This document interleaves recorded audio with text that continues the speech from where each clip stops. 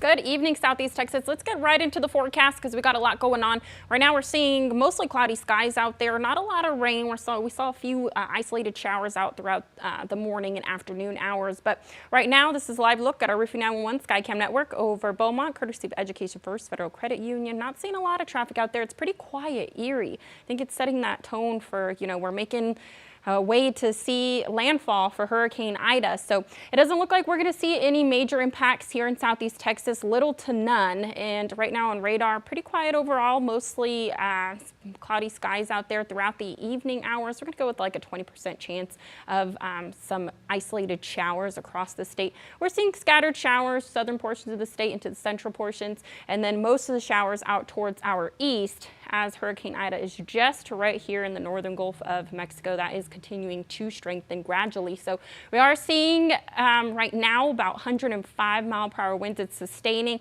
It's moving northwest at 16 miles per hour. This will continue to move north into southeast Louisiana. So this is just a perfect image, that textbook image of a hurricane. So it's pretty big, and it is going to continue to make its way to make landfall tomorrow afternoon. So models right now, pretty good consensus here. It has shifted a little more off towards the east, not significantly, but it's just too far off towards the east that it's going to impact southeast Texas or even southwest Louisiana. They could get tropical storm force winds and possible heavy rainfall, but really it's just too far off towards the east. This is going to impact mostly the southeastern portions of Louisiana, and then of course as it makes way into Mississippi as well, where tropical storm warnings are in effect. So let's look at the track here. It will strengthen into a Cat 3 maybe later tonight into the overnight hours, early tomorrow morning, and then by tomorrow afternoon it is going to make landfall as a Category 4, sustaining 130 mile per hour winds, and this is going to make landfall in Terrebonne Parish. It is going to be a Category 4 moving north into Baton Rouge, so it's right there dead in the bullseye here, and it is going to weaken though into about 75 mile per hour and by late or early Monday, and then into later Monday already by tropical storm force winds 40 miles per hour, and then it will weaken into a tropical depression as we head into Tuesday and Wednesday, and it moves into the western portions of Mississippi. And there are still tropical storm warnings in effect there through the coast of Alabama as well. So local impacts, this is future casts, wind gusts. It looks like as we head into tomorrow afternoon, they could reach about 25 mile per hour. We're going to go with about 20, 30. Worst case scenario, if we do get a feeder band, we could get tropical storm force winds about 40 miles per hour. But honestly, I'm going to be honest with you, I don't think this is going to impact our area too much, and then headed into Monday as well. So here are the probabilities, the chances of seeing tropical storm force winds. So that's 30 mile per hour winds or greater.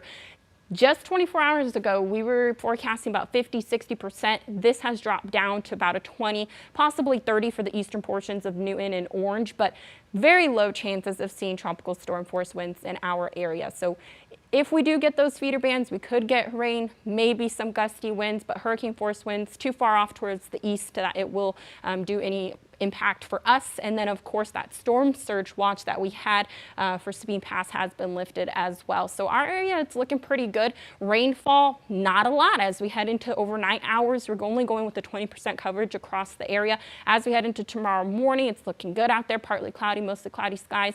And then as we head into tomorrow morning, getting prepared for tomorrow afternoon's landfall, look at this. We're not going to see any rain. If that. If we do get rain, it will be very low percentage, about a 20% for tomorrow. So it's looking good for our area. So just make sure that we keep Louisiana in our prayers. Out on the Gulf of Mexico tomorrow, choppy seas 3 to 5 feet, north winds 15 to 25 knots, small craft advisory in effect. Just a no-go out there, especially because we could see tropical storm conditions out on the Gulf of Mexico tomorrow. 30% coverage for tonight's forecast up towards lakes area, 20 in the triangle. We're going to go very low rain chances. Most of the rain was in the morning and afternoon hours. Those temperatures dropping down into the middle and lower 70s. As we head into tomorrow's forecast, hot and humid out there, lower 90s. and I'm not going to go any higher than a 20% for the triangle and throughout the area.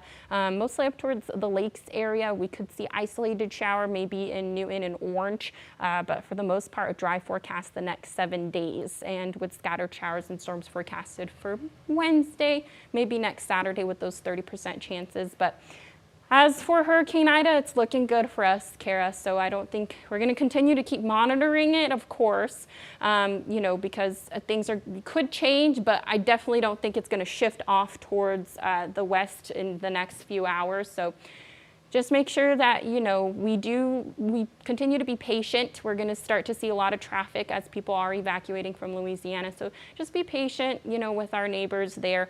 We've been through these hurricane seasons, you know, and we just want to make sure that we're being empathetic and we're being understanding with these things, because that's how you're relief like me. You know, Yeah. that's perfect news for us here in Southeast Texas, but we definitely want to keep our Louisiana friends in our prayers and just keep monitoring this thing. Yes, of course. And stay with your 12 new storm trackers. We're continuing to track it throughout today and into tomorrow. Patrick will be in, so he'll make sure to continue to give you continuous updates. All right. Thank you, Christiana.